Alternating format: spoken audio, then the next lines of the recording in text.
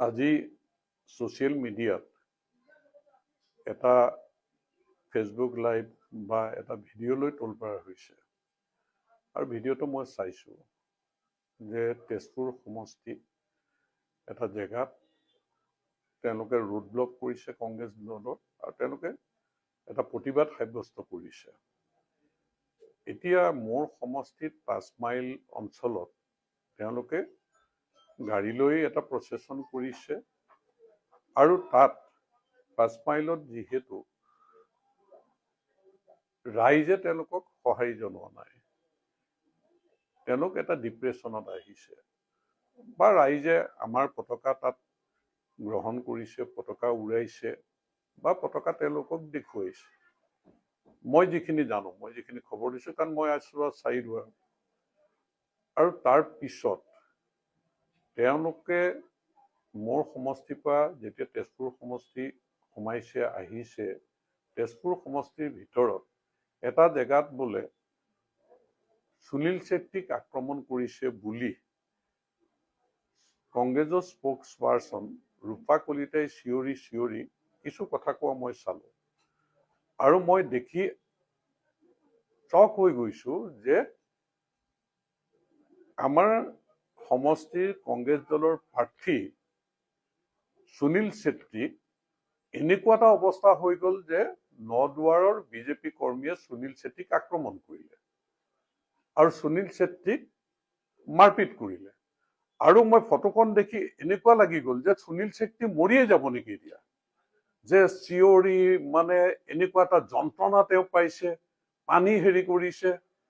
এই ৰূপা কলিতা গৰাকীয়ে তেওঁ চিঞৰি চিঞৰি কৈছে মৃত্যুৰ কাৰণে দায়িত্ব ল'ব লাগিব, সুনীল ছেত্ৰীক নদুৱাৰ বিজেপি কৰ্মীয়ে এয়া অৱস্থা কৰিলে, এই চিঞৰ বাখৰ কৰি যিটো পৰিৱেশ সৃষ্টি কৰিলে। আৰু মইতো খবৰ লৈছো তেওঁলোকে আচলতে আহি পেলাই হাইৱে ব্লক কৰিবলৈ আহি পুলিচ পেৰামিলিটাৰী ফ'ৰ্চ তাত পুৰা আছে, চবৰে আগতে ফটকে সুনীল ছেত্ৰীয়ে বাগৰি মেলি যিখন নাটক কৰি দিলে। মই যিটো খবৰ পাওঁ যে ইমান নিকৃষ্ট ৰাজনীতি কৰিব বুলি, আৰু এইগৰাকীটো যিটো কাহিনী বেকগ্ৰাউণ্ডটো যিবিলাক এই ৰূপা কলিতা যিগৰাকী, তেওঁৰ কামেই এইবিলাক, তেওঁ বাকী ফাঁকি বিভিন্ন ধৰণে অসামাজিক কামত বা এইবিলাকত তেওঁ যেনেধৰণে চেৰফেৰ কৰি থাকে, গতিকে তেওঁ এইবিলাকত কি কামত জড়িত নাই। মই এতিয়া বালিপাৰাতে তাতে মিটিং কৰি আছিলো, তেওঁ যেতিয়া এইখিনি কথা শুনিছে তাৰ মহিলাখিনিয়ে যিখিনি কথা তেওঁ সম্পৰ্কত কৈছে আৰু পৰিৱেশটো এনেকুৱা এটা কৰি দিছে যে নদুৱাৰত কংগ্ৰেছ প্ৰাৰ্থীক বিজেপি কৰ্মীয়ে মাৰিলে আৰু সুনীল ছেত্ৰী এনেকুৱা এটা চিঞৰ বাখৰ কৰি নাটক কৰি দিছে। যদি তেওঁৰ এইটো অৱস্থা, তেওঁ কি কাৰণে তেজপুৰত কোনো হস্পিটেলত তেওঁ এডমিট নহল, তেওঁ নেদেখালে আৰু তেওঁ চাৰিদুৱাৰ হস্পিটেলত আহিছে, 25 কিলোমিটাৰ দূৰত হস্পিটেলত আহিছে। ইয়াত আহি তেওঁ হস্পিটেলত সোমাইছে নিজে খোজ খোজ কাঢ়ি, ডাক্তৰে একো তেওঁক কোৱা নাই, মূৰত বিষ আছে বুলি কৈছে। ইয়াত সেইটো চিটি স্কেন ইয়াত নহয়, যে তাত টুবুকিলে যাওঁ বুলি কৈছে। এতিয়া তেওঁ বালিপাৰা আকৌ কোনোবা হোটেল এখনত চাহ ভাত খাই আছে।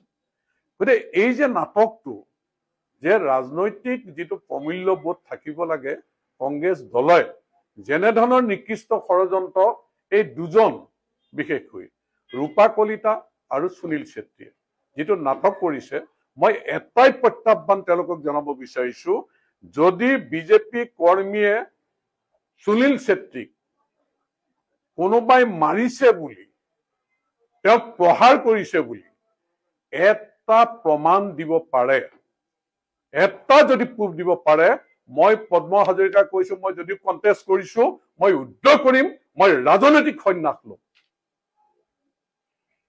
ইমান নিকৃষ্ট ষড়যন্ত্ৰ কৰিব নাপায় সুনীল ছেত্ৰী।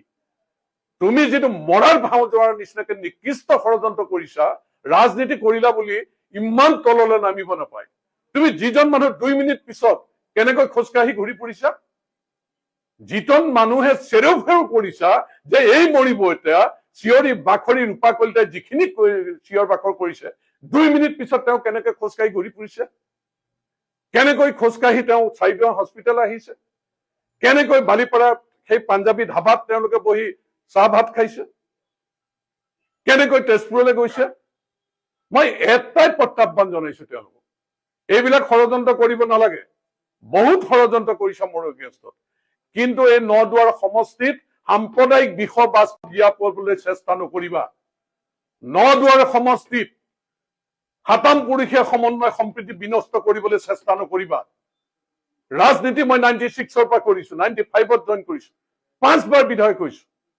এই সমষ্টিৰ বিভিন্ন জনগোষ্ঠীৰ মাজত যিটো সমন্বয় সম্প্ৰীতি আছে, যিটো আস্থা বিশ্বাস আছে, তোমালোকৰ কেৱল ৰাজনৈতিক আকাংক্ষা পূৰণ কৰিবৰ কাৰণে যিবিলাক নিকৃষ্ট ষড়যন্ত্ৰ বিজেপি কৰ্মীৰ ওপৰত তোমালোকে জাপি দিবলৈ বিচাৰিছা, মোৰ এটা সন্দেহ হয় তোমালোকে নিজেই আঘাতপ্ৰাপ্ত হৈ নিজেই কাৰোবাক মাৰি বিজেপি কৰ্মীক বদনাম দিবৰ কাৰণে আমাৰ সমষ্টিটোত তোমালোকে জুই জ্বলাবৰ কাৰণে যিকোনো কাম কৰিবলৈ তোমালোকে কুণ্ঠাবোধ নকৰা। গতিকে মই আজি আইনৰ আশ্ৰয় লবৰ কাৰণে আজি দলীয় কৰ্মী সব মহিলাসকল যে ৰূপা কলিতাই আমাৰ সমষ্টিত জুই জ্বলাবলৈ যাব, এইবিলাক নাটকবাজি কৰি আজি য'ত তেওঁৰ ঘৰে বালিপাৰাত আজি মহিলা সংগঠিত হৈছে, এতিয়া যে তেওঁৰ ওপৰত ব্যৱস্থা লবলৈ প্ৰশাসনে ব্যৱস্থা লওক তেওঁৰ ওপৰত, কাৰণ তেওঁ ইমান ষড়যন্ত্ৰ। তেওঁৰ গাঁওখনত কি অৱস্থা, তেওঁৰ গাঁওখনত মানুহে কি বুলি লয় তেওঁ, আৰু তেওঁ আজি গোটেই অসমত ৯ দুৱাৰ সমষ্টিত আজি এনে এটা পৰিৱেশ কৰিবলৈ গৈ চিঞৰি বাখৰি যিটো কাৰবাৰ কৰিবলৈ গৈছে। গতিকে এই ক্ষেত্ৰত মই মুকলিকে আজি কলো, মোৰতো 30 বছৰ পাৰ হ'ল ৰাজনীতিত, 25 বছৰ আজি মই বিধায়ক।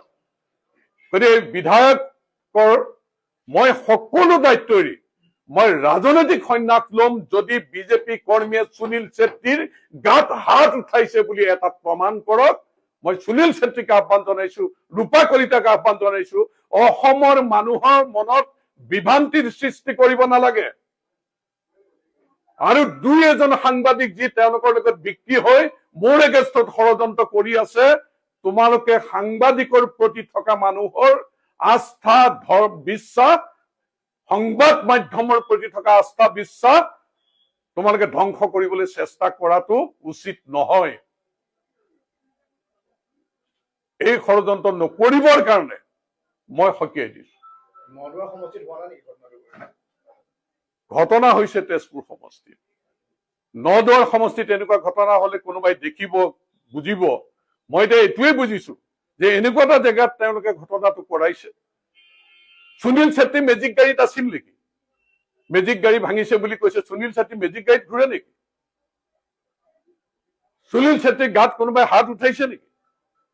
সুনীল ছেত্ৰীয়ে যিমান চিঞৰিছে যেন কোনোবাই মৰিয়াই ৰাস্তাত পেলাই থৈ গৈছে পানী, ৰূপা কলিতাই যিমান চিঞৰিছে, এনেকুৱা নাটক ৰাজনীতি কৰিবলৈ ঘিণ লগা পৰিৱেশ আজিৰ দিনটোত ৯ দুৱাৰ সমষ্টিত সৃষ্টি কৰিবলৈ বিচাৰিছে। কিমান আক্ৰমণ কৰিছে কিং জমৰ লগত, নৰ্থ কোৰিয়াৰ লগত, যেতিয়া NDFB সন্ত্ৰাস আছিল, গুলিয়াই দিন দুপৰত মানুহ হত্যা কৰিছিল, তেতিয়া একেলগে ৰাম ৰাজ্য আছিল। মই থিয় হৈছিলো জনসাধাৰণৰ ওচৰত, ধন দাবীত আক্ৰান্ত হোৱা মানুহৰ ওচৰত, গুলিয়াই মৰা পৰিয়ালৰ ওচৰত। আজি ৯ দুৱাৰ সমষ্টি শান্তিত থকা নাই। ৯ দুৱাৰ সমষ্টিত আজি গুলি বাৰুদ বোমৰ শব্দ আছে। ইয়াত জনগোষ্ঠী ভিত্তিত থকা সন্দেহ বিশ্বাস আছে।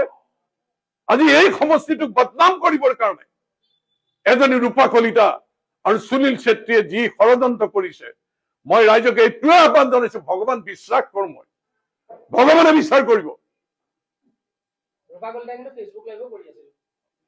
ফেচবুক লাইভ কৰি আছে। ফেচবুক লাইভটো যদি আপোনালোকে ভালকে চাই তেতিয়াই বুজিব তেওঁৰ কথাবিলাকৰ প্ৰমাণটো তাৰ ফেচবুক লাইভতে পাব যে পৰিকল্পিত ষড়যন্ত্ৰ। কেইটামান ঘণ্টাৰ পূৰ্বে আপুনি সুনীল ছেত্ৰীৰ বিৰুদ্ধে বহুকেইটা মন্তব্য কৰিছিলে, এক প্ৰকাৰে আক্ৰমণাত্মক আপুনি হৈ উঠিছিলে।